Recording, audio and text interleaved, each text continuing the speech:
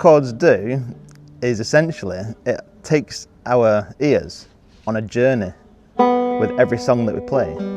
So the song that I played at the beginning there, Boil Them Cabbage Down, uses only 3 chords. The G, our standard open G, the D7 and a C chord. To take the song on a journey, C, back to G, D7, and it's almost like your ears are going on a little adventure just for a moment, and those chords allow our songs to take a different path, a different direction. Now, the tune then that I played, then Boil Cabbage Down, could I play that without chords? Yeah, of course you can. But if you look at it this way, by playing the same tune, Boil Cabbage Down, without any chord changes, it's as if you're on a roller coaster that has no dips or turns, it's just going straight and it sounds flat. So without chords, our tunes can actually sound quite flat. Now, the funny thing about chords is there are quite literally hundreds and hundreds of different chord shapes that we can learn that start up here and they go all the way down the neck right up until here. But the cool thing about learning the banjo, or any instrument really for that matter, is we don't actually need to learn a lot of them. As a matter of fact, we probably will never use 95% of all the chords that we can actually play on the banjo, especially in this open G tuning. And for that reason, it makes our lives a hell of a lot easier. So what I'll do, I'll put on the screen now a little roller coaster that I created. Now you can see on this roller coaster that it doesn't look very exciting. This is the kind of roller coaster that you take your grandma on. So you can see it's very flat. Now if I was to play the tune Boil Them Cabbage Down without any chords, it'd sound like this.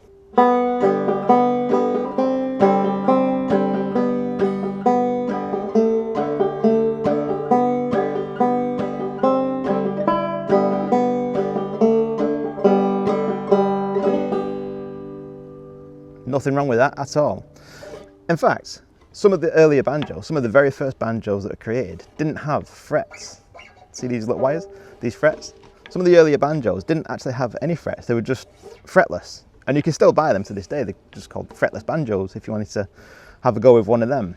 Now with a fretless banjo, obviously there are no defined points where you put your fingers, so to do tricky chord shapes that require 3 or more fingers it's not really possible. So a lot of early banjo players used to play with no frets, and all they'd ever do was single finger fretting, or maybe at the most they'll just use 2 fingers to fret 2 strings at once. It's only because we've got frets now, we've got the ability to single out actual notes and create complex 4-finger chord positions. But yeah, some of the earlier banjos, and that's probably why we're tuned to these open tunings, to like a G, and then you can play tunes with just single string fretting like I just showed you then with Boil Them Cabbage Down. But as things have evolved, we've now got frets and we can create chord shapes, and it allows us to take our tune in different directions. So let's take that same tune, and I'll put on the screen now a different version of that roller coaster. And now you can see on this one how we've got our chord changes, and you can see how it takes the ride up and down, dips and turns, and it creates a little bit more adventure with the tune that we're playing.